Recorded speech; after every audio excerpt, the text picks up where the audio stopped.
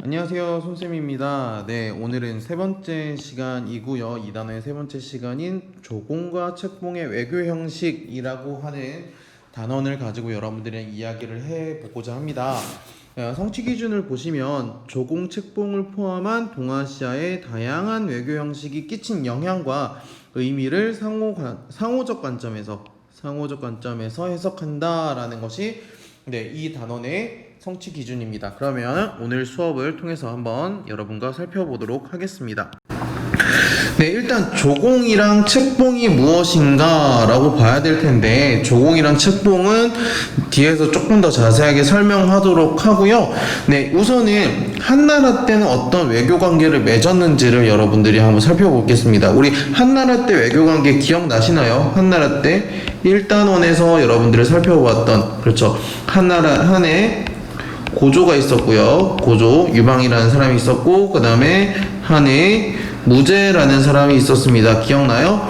그래서 한 고조는 흉노와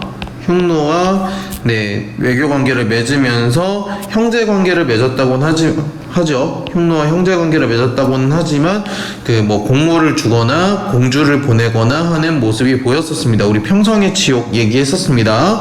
자, 그 다음에 한 무제 이후에 조공과 책봉이라는 형식을 주변국에 적용한다라고 되어 있는데, 이 주변국이라고 하면 그 당시에 주변국은 어디가 있었을까요? 그렇죠. 흉노가 있었을 거고, 그 다음에 월지가 있었을 거고, 그 다음에 남비의 신하, 그리고 우리나라로 따지면 고조선까지 영향력을 끼쳤다.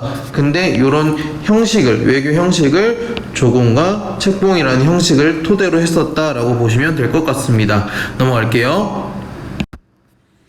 외교 형식으로서 조공과 책봉이라는 말은 일단은 기본적으로는 유교적 통치 이념에서 나온 거고요. 그 중에서도 이제 화이관에 바탕을 둡니다.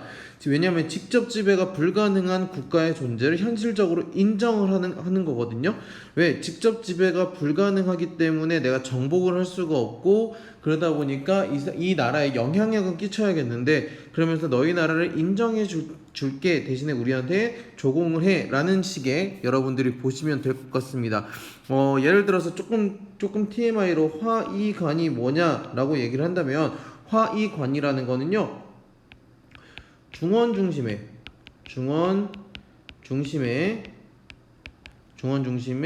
국제 관계라고 생각하시면 됩니다. 국제 관계 인식입니다. 예를 들어서 그러니까 중국을 우리가 중국이 중심이야 하지만 반대로 나머지는 다 오랑캐야. 그렇기 때문에 우리가 직접 지배를 해야 되는데 지배가 불가능하니까 이런 조공책봉 관계를 맺을게 라고 이야기를 하는 거죠. 그래서 보시면은요, 그러니까 중국의 황제는 조공을 받으면서 권위를 받고요. 그 다음에 주변국 같은 경우에는 책봉을 받음으로써 총통치의 정당성을 확보하는 그런 모습을 살펴볼 수 있다는 것이 바로 이 중원 중심의 화이관 그리고 조공 책봉의 관계라고 보실 수 있겠습니다. 하지만 이제 조공 책봉이 다양하게 보여지는데요. 조공과 책봉이 동시에 되기도 하지만 단순히 교역을 위한 조공만 성립하는 모습도 봅니다. 특히 일본에서 그런 모습들이 보이기도 했었다라는 거 여러분 기억하시면 될 것 같습니다. 넘어갈게요. 주변국의 조공 책봉 관계 수용의 의미라는 건데요. 여기 그림을 보시면 유목국가가 됐건 중원 왕조가 됐건 또는 농경국가가 됐건, 유목국가라고 하면은 흉노 같은 국가들이 되겠죠. 그 다음에 농경국가 같은 경우에는 고조선이라든지 또는 일본의 모습, 고조선이 이어서 고구려 백제 신라도 마찬가지고요. 그렇게 보시면 되겠는데요. 이 조공책봉의 의미라는 거는요, 실제적으로 지배하거나 간섭을 하는 것이 아니라 형식적으로 외교를 통해서 문화 경제적 교류를 하는 것이 바로 이 조공책봉 관계다라고 여러분들이 살펴보시면 될 것 같습니다. 이게 한나라 때의 모습. 그러면 이제 이것이 뒤에 넘어가서 우리 고구려 백제 신라 또는 위진남북조 시기, 그리고 수나라, 당나라까지 이어지면서 이 형식이 쭉쭉 이어진다고 보시면 될 것 같습니다. 넘어갈게요. 남북조 삼국 외에 무슨 외교라고 나와 있어요? 그렇죠. 실리 외교라고 나와 있습니다. 실리적으로 자신들끼리 가지고 있는 외교의 형태라고 보시면 되겠는데요. 성격을 보시면은 아까 한나라가 센터에 있었죠. 한나라가 센터에 있고 여기 나라 저기 나라 이렇게 관계를 맺는 거라면, 여기 같은 경우에는 지도를 보시면 아시겠지만 여기 부기가 있고 송이 있고 그다음에 고구려, 백제, 신라, 가야 등등이 있는데 각각의 이해관계에 맞춰서 하는 현실적인 관계 또는 다원적인 관계. 다원적이라는 말 자체가 고구려가 뭐 요렇게 관계를 맺는다거나 백제 요렇게 관계를 맺고 요렇게 관계를 맺는다거나 하는 것들을 얘기합니다. 그러니까 한 사람, 한 국가와 국가대 관계뿐만 아니라 이제 조공을 바치는 것도, 조공을 하면서 정당성을 확보하는 것도 정치적인 필요나 실리를 고려해서 책봉국 또는 조공국가를 선택한다는 거죠. 그리고 동시에 여러 나라와도 조공 책봉 관계를 맺는다라는 것이 이 시기의 외교 형태의 특징이라고 볼 수 있겠습니다. 그래서 좀 더 디테일하게 국가별로 들어가면은 북조와 남조 같은 경우에, 북조는 북쪽에 있는 북위를 중심으로 봤던 북조 얘기했었고요. 송을 중심으로 한 남조, 창장강을 기준으로 나눈다. 그러면서 이제 주변 소국들을 책봉한 다음에 조공을 받습니다. 그리고 북조와 남조 상호 간에도 사절을 교환하고요. 하지만 상대국 사절을 조공 사절로 조금 낮춰서 보는 모습. 조금 자신들이 우위에 있음을 자신들이 상호 우위에 있음을 이야기를 한다. 자신들이 조금 더 높다라는 표시 생각해 두시고요. 하지만 삼국 같은 경우에는 고구려는 남북조 모두, 백제는 주로 남조와 신라는 6세기의 한강유역 장악 이후 남북조에게 직접 조공 또는 책봉을 하게 되더라. 이게 주로 6세기에 있었다라고 여러분들이 살펴보시면 되겠고요. 일본 같은 경우에는 5세기에 들어서 남조와 책봉 관계를 맺는데 백제와 신라와도 사절을 교환을 하면서 각각 좀 긴밀한 관계를, 그러니까 말 그대로 중국 하나만 바라보는 관계가 아니라는 거, 그래서 여러분들이 이 설명을 통해서 이해하시기를 바라겠습니다. 넘어갈게요. 그렇다면 과연 당나라의 시기에는 어떻게 됐을까? 여기 보시면 당나라는요, 주변국에 대한 군사활동과 함께 다시 어디 중심? 자신들의 나라 중심의 조공과 책봉 관계를 요구를 합니다. 아까 한나라 그리고 위진남북조 시기, 그 다음에 당 시기가 각각 외교 정책이 다름을 알 수 있습니다. 그랬더니 돌걸과 위그루와 토본 같은 이제 유목 국가들에서는 책봉을 거부를 하고요. 경제적 교류를 위한 조공 관계만 맺습니다. 왜냐하면 얘네들이 유목 국가이기 때문이죠. 유목을 기준으로 하는, 유목으로 중심으로 했던 국가들이었기 때문에 책봉을 거부했다. 대신에 경제적 이득은 취해야 되니 조공 관계는 하겠다. 하지만 경제적 이익이 부족하면은 군사적 공격을 감행하더라라는 이제 영향력을 끼치는 것을 볼 수 있겠죠. 하지만 그래서 당은 군사적 열세를 만회하기 위해서 화번공주를 파견하는 등 화번공주를 파견해서 결혼 정책을 펼치는 건데요. 이 화번공주라고 하는 거는요, 당나라 때 좀 빈번하게 있었는데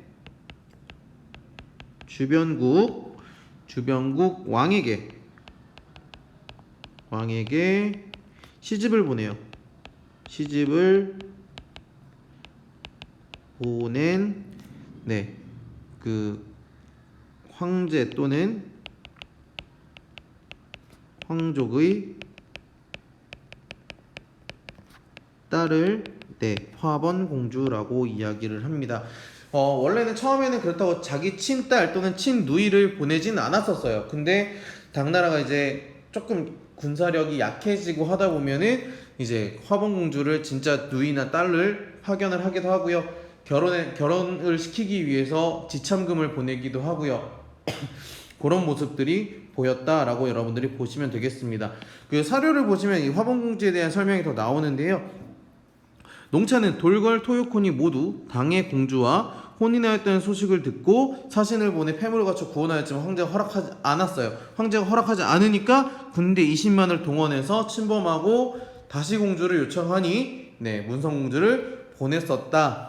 종실의 딸인 문성공주를 보내기로 하였다라는 등에 해서 약간 화방공주를 보내서 결혼을 했다. 이런 것만으로도 그 당돈 돌궐 위구르 토번의 위상이 높아지는 그런 모습을 보이기도 했다. 왜냐하면 피는 물보다 진하거든요. 넘어갈게요. 그렇다면 신라와 발해는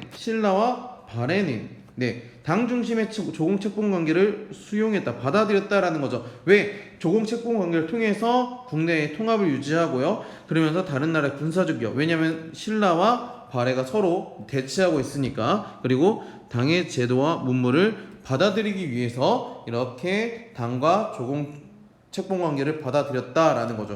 반대로 일본 같은 경우는 아까 얘기한 것처럼 조공 관계만 맺고 그리고 대신 문물을 받아들이기 위해 견당사, 당나라를 견학하는 사절단을 보내기도 하고요. 신라에도 보냅니다. 그걸 신라사도 파견을 했다라고 여러분들 보시면 되겠고요. 그러니까 말 그대로 여러분들 보시면 정치적 이해관계, 아까 돌궐, 위구르, 토번 등의 유목국가와 신라 발해와 또는 일본과 보시면은 정치적 이해관계에 따른 조공과 책봉관계가 되게 많이 변화한다. 하지만 말 그대로 조공, 책봉 질서는 당나라를 중심으로 한다라는 걸 여러분들이 보시면 될 것 같습니다.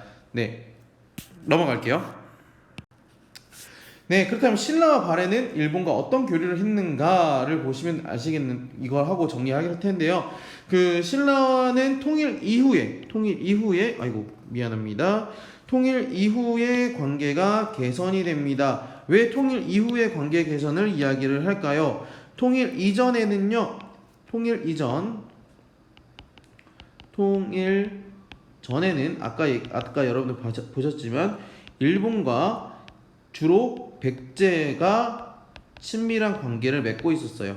그렇기 때문에 백제가 멸망할 당시에 일본이 직접 군대를 파견하기도 하는 등 그런 백제를 위한 움직임들이 많이 보였는데, 대표적인 게 바로 나당 연합군이 있었을 때 백강전투 같은 모습이 보입니다. 백강전투를 통해서 일본이 백제를 돕는, 또는 중국도 그 통일전쟁에 참여하는, 그래서 동아시아 국제전쟁으로 봤을 땐 최초의 아마 국제전쟁이 아닌가라는 모습이 보입니다. 하지만 통일 이후에 이렇게 일본과 관계를 개선하고 사절을 교환하는 등의 모습을 보이고요. 규슈 지역이라는 거는 지금의 후쿠오카 지방, 후쿠오카 쪽에 있는 규슈, 거기에 다자이후라는 관청을 만들어서요, 그 불교 사상이나 문물을 전파하는 모습을 보입니다. 발해 같은 경우에는 당연히 신라를 견제를 해야겠죠. 왜? 신라가 바로 맞닥뜨려져 있으니까. 그래서 신라를 견제를 하기 위해서 일본과 굉장히 활발하게 교류를 하는 모습을 보입니다. 넘어갈게요. 한눈에 한번 오늘 내용을 정리를 한번 해보도록 하겠습니다. 간단하게 말씀드리면 오늘은 조공 그리고 책봉에 대해서 이야기를 했습니다. 여러분들이 알다시피 시기를 중국으로 기준으로 얘기했을 때 한나라 시기와 위진, 남북조 시기와 그리고 당나라 시기의 조공 책봉 질서를 살펴보았습니다. 한나라 시기에는 뭐 흉노, 아까 얘기한 것처럼 흉노와의 관계 속에서 이제 그 실제적으로 간섭을 하는 것이 아니라 형식적 외교의 모습으로 보이기도 했다라는 거, 형식적 외교의 틀로서 살펴보았다. 그리고 경제적 교류를 위해서도 이렇게 보였었다. 위진남북조 시기에는 큰 특징은 아까 얘기했지만 굉장히 현실적이고 다원적인 여러 국가들과 하는 외교 형태의 모습을 살펴볼 수 있겠고요. 당나라는 다시 넘어와서 자국 중심의 당나라 중심의 외교 형태를 보였다. 그렇기 때문에 여러분들이 봤을 때 다양한 모습, 정치적 이해관계에 따라서 조공 책봉 관계도 달라진다라는 거 여러분들이 살펴보시면 될 것 같습니다. 네, 고생 많으셨고요. 오늘 수업 여기까지 굉장히 길었는데 고생 많으셨고요. 다음 시간에는 이제 다른 국가들을 한번 살펴보도록 하겠습니다. 고생 많았습니다.